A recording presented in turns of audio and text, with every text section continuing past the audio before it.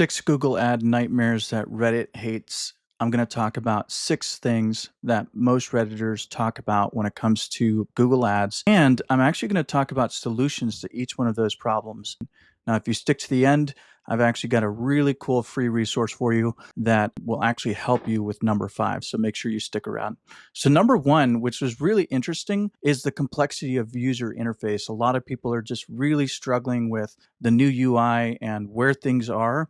And I think the biggest thing that I can say is just get in the platform, really use it, explore, spend an hour a day just going through and clicking through things and figuring out where things are. Once you do this, you're going to feel way more comfortable with the interface. So I didn't really love this one, but this is what Redditors are talking about. Number two is the lack of control and automation, which shouldn't surprise anyone. As Google has kind of gone on, basically more controls have been taken away from us. And so there's also those auto applied keywords and automated kind of things that Google kind of pushes on us. Make sure you go into your settings, decline all of those auto applied things because it will wreck your account and you won't know why.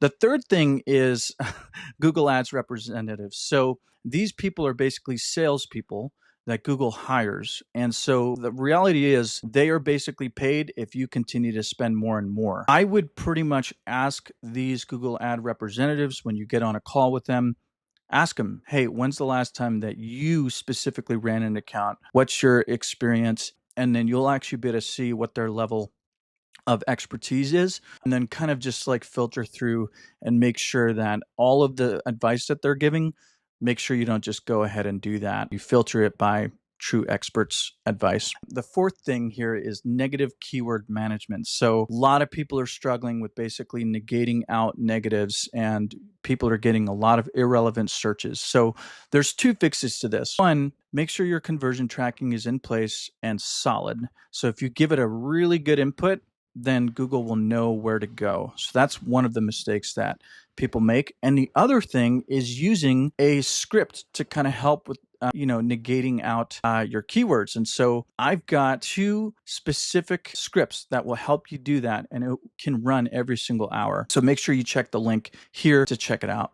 The fifth thing is search term data and basically click fraud. So this is where you're getting maybe one impression, 2 clicks and no conversions, or you are getting conversions, but they're spam leads. The biggest thing to do there is do offline conversion imports on the qualified leads. It will reduce the click fraud and the spam. And then in regards to the search term data, we're playing in that world where Google is basically hiding the search terms due to privacy and the fact that there's not as many impressions on certain specific search terms. So the way that you kind of look through that is just literally start searching for the thing that you're advertising and start to see what the suggestions are, and then continue to go down rabbit holes, add in all of those as negatives, get a whole list, see what Google is recommending, and you'll start to kind of see, okay, if you start to search these kind of terms, then it's going in this area, and those are all not relevant.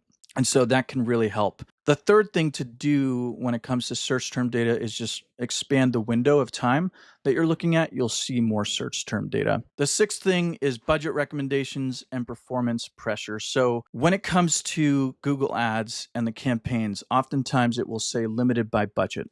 Now, oftentimes people will go ahead and increase and then wonder why their results have plummeted. Now, the thing that they're missing is the conversion lag. This is the time when a user actually sees an impression and then ends up converting, the time in between. So it can be anywhere from 1 to 45 days and even more when it comes to the typical conversion lag. And so if you don't know that number, you will be in a situation where things will plummet.